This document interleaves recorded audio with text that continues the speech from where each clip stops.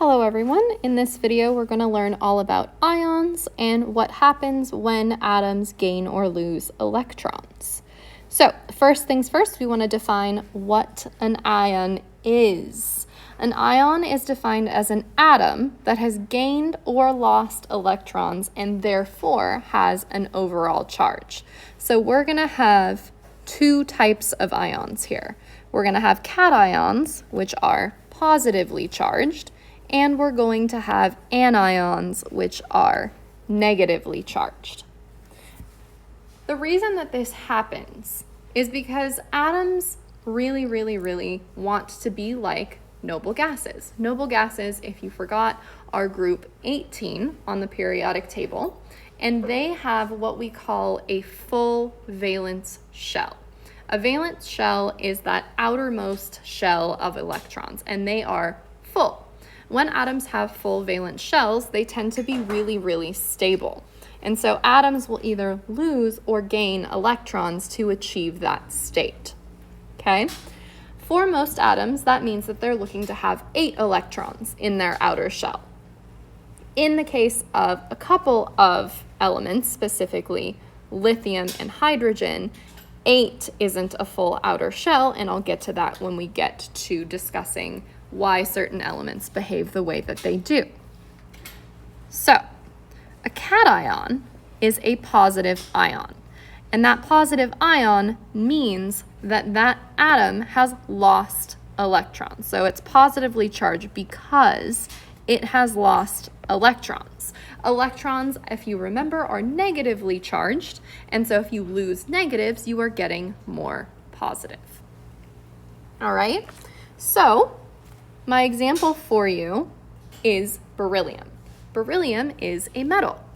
Metals are going to tend to form cations. It has to do with their ability to tug on electrons, which is something that we'll get into when we study periodic table trends. So I'm going to draw on the left-hand side the neutral form of beryllium. All right? So we're not going to worry about the protons or neutrons in the center because we're worried about electrons right now. Beryllium is going to have a total of 4 electrons in neutral state. And so to be neutral, as a reminder, that means that your protons and your electrons need to match. So beryllium always has 4 protons. In neutral state, it's going to have 4 electrons. So there's 4 positive protons. We'll neutralize our 4 negative electrons. And overall, we have a charge of 0, right? Again, that is neutral state. However, if our beryllium atom is ionizing, that means it's going to lose 2 electrons over the course of that process. So they're going to go somewhere. Those 2 outermost ones are going to leave. Most of the time that happens, that's because they're going to another atom, but we will get there. If I am going to draw beryllium in its ionic form as an ion, I'm going to draw it without those 2 outermost electrons. And I'm only going to draw the 2 core electrons that are left. All right?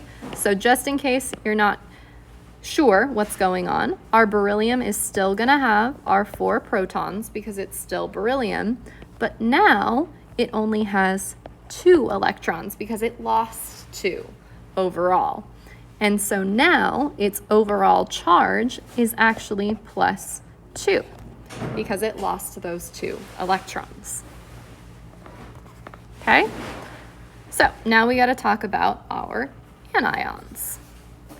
Anions are the opposite of cations.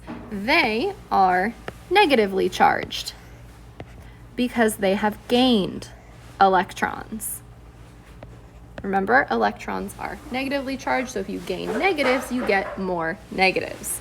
Usually, non-metals are going to do this. Okay? So again, my example for you is going to be fluorine this time. I'm going to draw its neutral state over on the left-hand side. Fluorine is going to have a total of 9 electrons. It's going to have 2 inner core electrons, and it's going to have 7 valence electrons.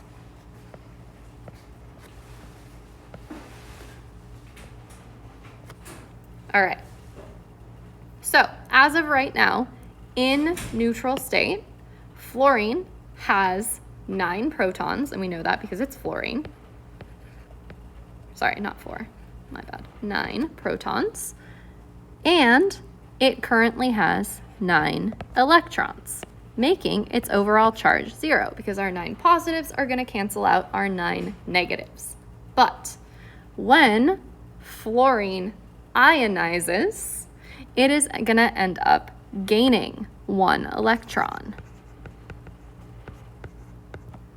All right, so an electron is going to come in from somewhere. Again, that other place tends to be another atom, but we'll get to that later. So now I want to draw its ionized state.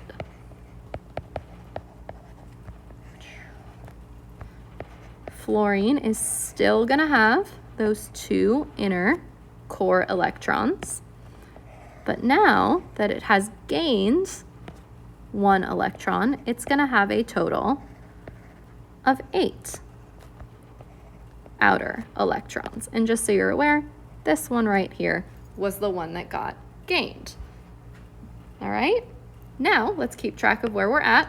Since we're still fluorine, we still have 9 protons, but since we have gained 1 electron, we now have a total of 10 electrons overall, making the overall charge of this ion -1 because we have 1 extra negative charge. Okay, if you have any questions about the hows or the whys, or how to draw these types of things, please come talk to me.